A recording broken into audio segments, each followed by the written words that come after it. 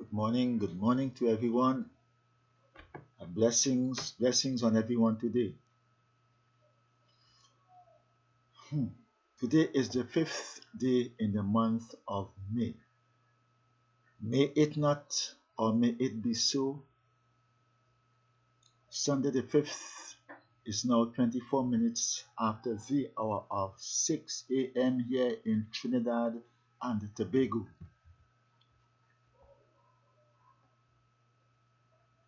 Now, one of the reasons why I'm speaking this morning, as usual, I've been doing this thing for years now, even since I was a little boy. I like to talk about good things and have ideas on constructiveness, right? You see, I'm a citizen of this world, and I'm one of those citizens that sees it fit to speak out, to say something, so that others could benefit from it, whether it be gangster, prime minister, or whoever you are. And sometimes the urge happens to me to say something, because while action speaks louder than words, it is good for people to acknowledge or to act according to what they know by hearing, seeing, tasting, touching, smelling, and so on and so on. So I was going through the dictionary while trying to get words as a Calypsonian to compose a calypso, and I bounced up on the word crime. And what does it say? It says that the meaning of crime is a serious offense against public law. A serious offense against public law. By the way, I didn't introduce myself to those of you all who don't know me. Umar Muhammad, Calypsonian disciple, or Mr. CD, or Brother CD, or however you wish to put it, from East Dry River. Yeah, they say crime is a serious offense against public law. Well, boy, see that statement alone is crime. That statement alone is crime, because who is the owner of the public law? Who is in control of the public law? Who started the public law? Where did this public law originated from? Or who did it originated with? The public law. Is there a history about the public law? My dear people, the public law originated with criminals whom they taught us to glorify when we were in school, to glorify the criminals, to look up at the criminals. They were historized, or they were made to be heroes in our history books. Crime is a serious offense against public law. Sir Francis Drake, Christopher Columbus, Sir Walter Raleigh, Ralph Abercrombie, King Henry, queens of Europe, the exploiters, the oppressors, the enslavers, those were the people who started the public law, the Westminster politics, the public law. So if crime is a serious offense against the public law, crime is a serious offense against the criminals who started the public law. Those were the people who lied to us, who oppressed us, who enslaved us. Those were the people who committed a crime against people who were not criminal against them, people who didn't commit any crime. And one of the first crimes those people committed was to call those people savages and run them out of their sight, till those people had to go and hide in the forested areas, in the bushes, in the forest of Trinidad and Tobago. They were so badly treated that it's only about 2 years ago they gave them recognition in Trinidad and Tobago, while the criminals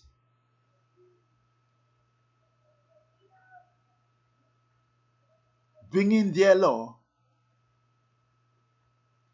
Here every creed and race find an equal place, and may God bless our nation. It's not a law, but it's part of our national anthem. Now, in order for us to get independence, to have an authority to say those things like here every creed and race find an equal place, and may God bless our nation,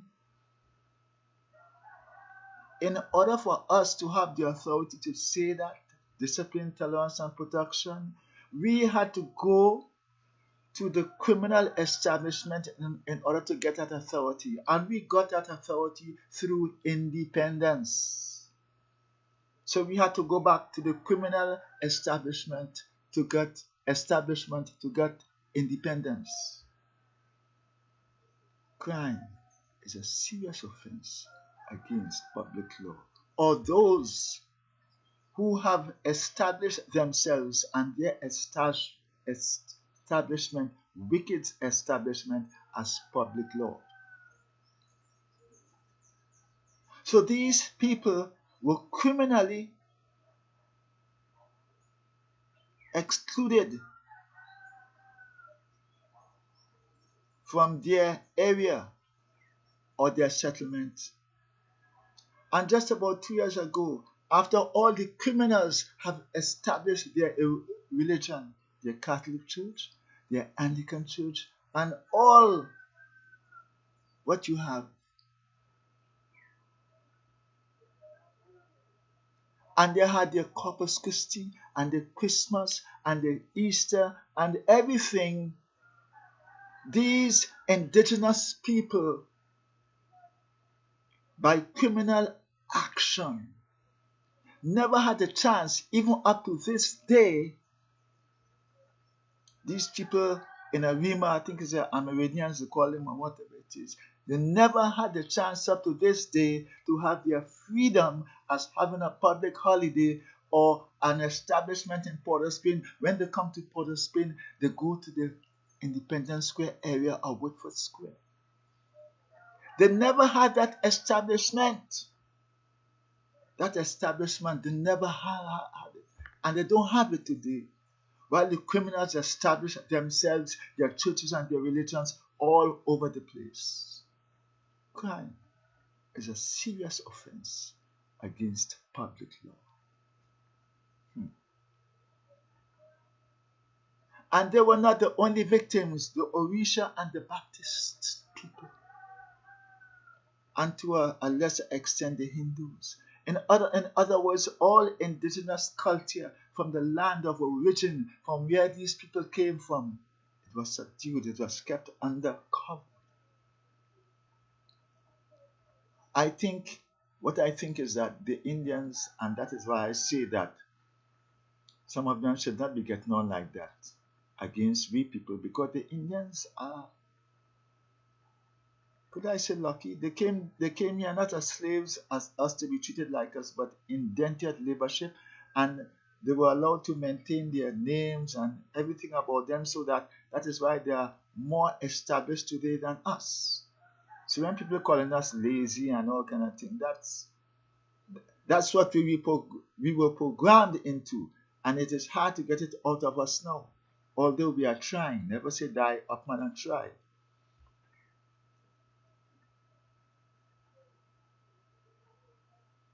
But the Orisha people, the Baptists, and anything, especially that has to do with African culture, apart from the people in a Rima who do run out to that area, you don't see them in town, so no one then they come in town, oh boy, you know. I marched with them when they were in front of the Red House and the march down Frederick Street and they went to Independence Square. And that is when they declared one day as a holiday, and after that they have no more holidays. While all the lies and the Christmas and the Easter and all those lies and all that kind of stupidness are celebrating their holidays free of charge. These indigenous people who has spirituality, art and culture to contribute to the nation. Look what happened to them.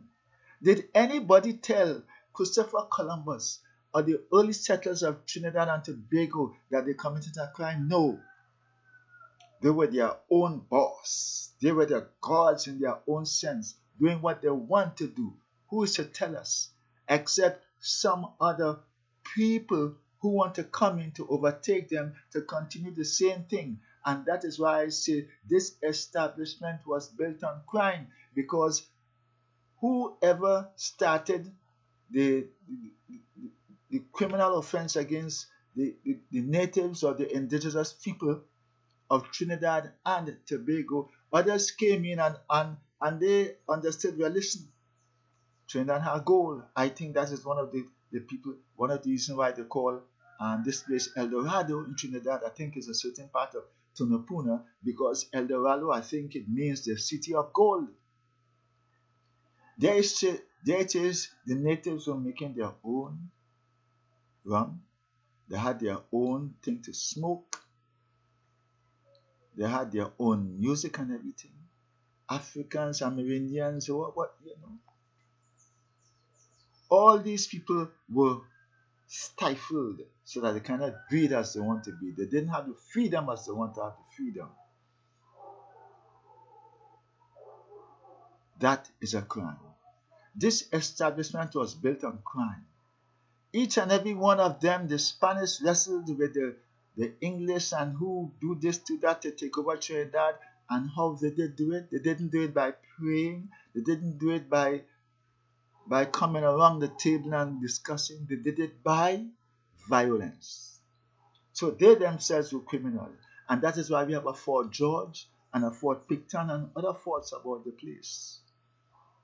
They did it by violence, by chopping up each other, by invading, by plundering.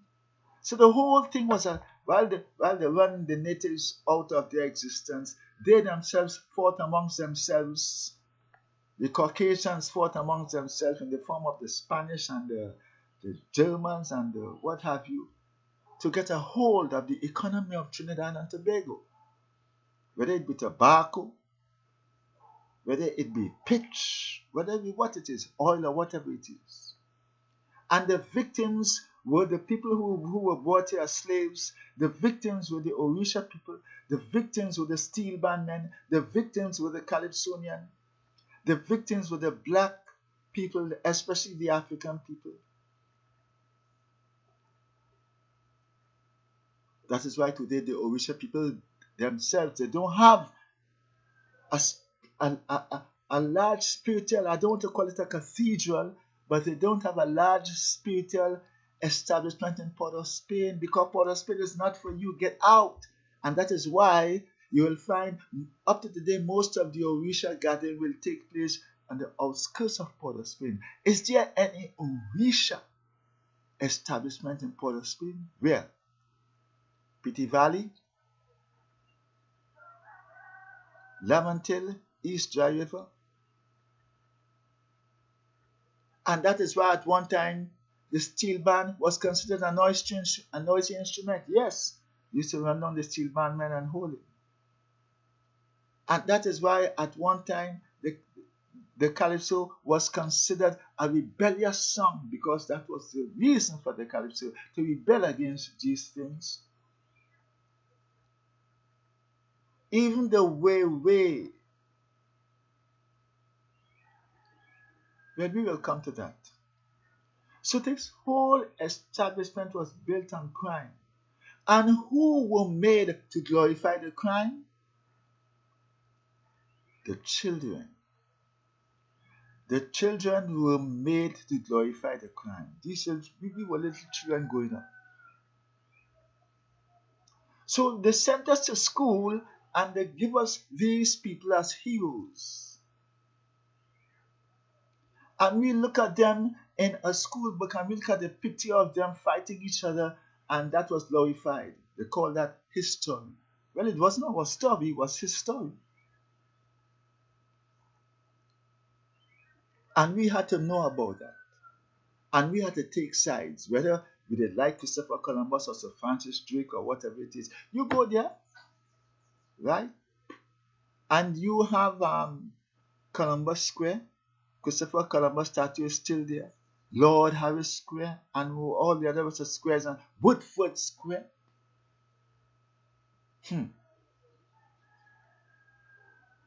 Yeah.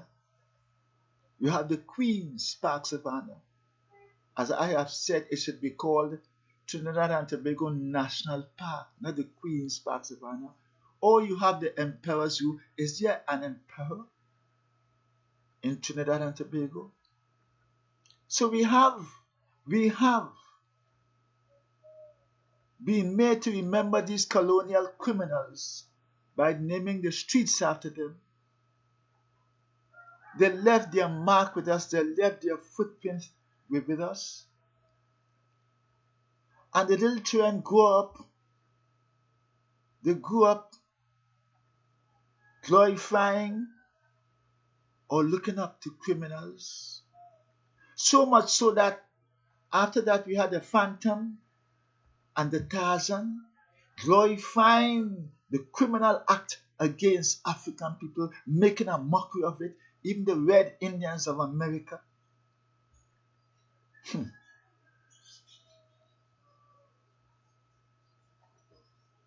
So then we were nurturing, we were grooming, as they say, train the tree while it is young. We were grooming a generation to bring forth a next generation where criminal or crime is concerned. Crime is a serious offense against public law.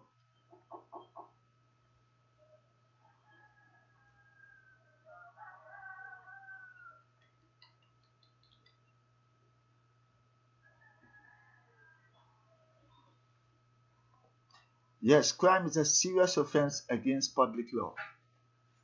So, here we are. The question is, Mr. GG, do you think you or anybody can really solve this crime? Nobody can solve it. It's a lot of deceitfulness in it. It was a crime to have Way, but the system took over the Way and make it a playway so that they started to play with it, right? So it's playway. What are they playing? Where are they playing? Come, let me take it away from all you, right? And they're making money from it. That is a crime. It was also a crime to take away the indigenous people and what they're smoking and make an establishment out of it to Whitco. That's a crime. To make an establishment of the Bush Angostura, that's a crime. And these are the criminals.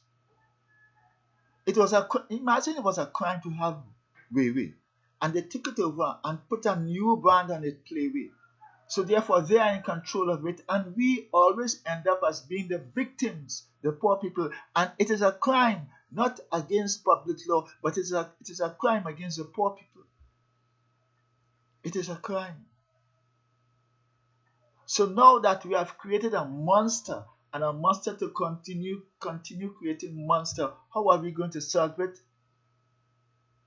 When the original calypso became something of a wine and jam today, thanks to people like Voice and other people who are trying to make this soca more constructive.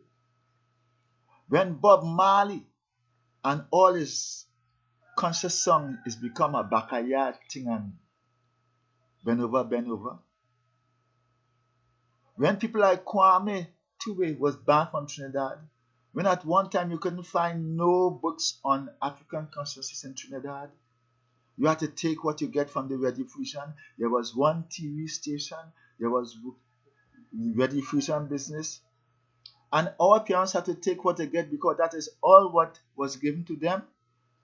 So they had to believe in the religion. That is why today, when you oppose religion, people say, this is my Jesus, this is my this, because that is all what they knew. But knowledge is open now and everybody is knowing and seeing. And this is what makes it more a problem today. Knowledge is open. Modern technology is making things more difficult to solve, while it is making things good for us all. Right? It is making crime more difficult to solve, while it is making things good in one way and so on. So everybody's mind is open today and it's a ball of confusion. So Mr. Gigi, how are you going to solve that crime? How are you going to solve that getaway monster? How are you going to catch that getaway monster and bring it back to its cage? It's hard. The UNC, run by Mr. Basdeo Panday, could not solve it. The UNC, run by Ms. Kamla Prasad Bisasa, could not solve it, even though all of them will pretend that they have the idea when they're in the opposition. The PNM originally could not solve it, or they tried to solve it by bringing little projects for the men on the block and so on, the boys on the block or the gangsters or what have you. But the fact about it, when you try to stop up one hole, a next hole opens. When you try to stop up a leak, there's a next leak somewhere. So whoever is the commissioner of police, whoever is the minister of national security, heads hot today. Because we're trying to put it one way, but you know why? Because crime touches every aspect of our life. The social, spiritual, the races and so on. So to solve this is a big work. It's not just for the commissioner of police, it's for the churches, it's for the Emancipation Support Committee, it's for everybody. And that means we have to redo the whole system. We have to make over the whole system. And who wants that to happen? When the rich is getting richer out of the poor and the fool live off of the wise. It's a big problem. The criminals are there on top. They are the ones that calling the shots. They are the ones that manipulating or taking the poor boys on the block, the victims, to turn and twist them. They are the ones to make some poor man believe that he's getting rich. And they are the ones to see if they could get that money out of him because he's getting rich under our system. So what if he is doing bad or good to get rich, we have to seek and find some sort of ways to get that money out of him. So therefore, new laws come into existence. Right? $500 for parking. That's not might go to $1,000. We have to see if we could, the money that the poor man is making out of us, we have to see that we could bleed it out of him by any means necessary. So we have to keep him down. That is why they don't bleed the churches, the cathedrals. They don't bleed them. They don't tax them. People come in here from all parts of the world, and they open churches upstairs, downstairs, what have you, and they make money by the thousands every day. They don't bleed them because they are the establishment to keep the people pacified, stupid, and misguided.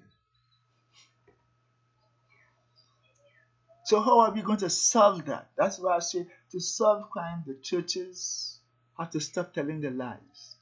The Emancipation Support Committee and the NJACs and all them have to stop keeping their tail between their legs as though they're suffering from some kind of fear. and continue to raise a group of people that will rebel in an effective way against the system, not to pelt Molotov cocktail, not to have guns, but effectively together, united we stand, divided we fall. All the different racial groups has to stop the nonsense amongst themselves and come together. The Pan men we have to stop looking at Pan and Kaiso as a culture when it is being exploited by the same tent owners, by the same captain of the band, or by the same Panchin Bego, by the same Tuko. All that has to stop, and it has to come together. Unite with other forces in order to get this system away from committing crime, so that crime will beat crime, crime will beat crime, and where are we going? We are destroying ourselves all the time. Every man is seeking to get something from that dollar by corruption, by sex, by doing whatever it is the system wants him to do, so that there can be no morality, there can be no culture. Just look at what our carnival has come to. You know, it was a crime for a woman to come out in the street like that and get on long ago. It is no more. So crime has overtaken the place, and everybody is watching crime and laughing and shaking crime hands and trying to do away with what they don't want according to their whims and fancies, what pleases them from what is crime now is what they call is what pleases me. That is okay, whether it be gambling, whether it be whatever it is, and what displeases me, that is where the crime is. Crime is a serious offense against criminal law. And who are the criminals? And we know who are the real criminals, not the men not the little ones on the block, not the ones who get up and they don't have no work, not the ones who get up and they don't want to go to other area because of what? Because of gangster law and cross the border. Yeah, they make us fight against ourselves in order to continue their criminal status in life. The rich live off of the poor, the wise live off of the fools.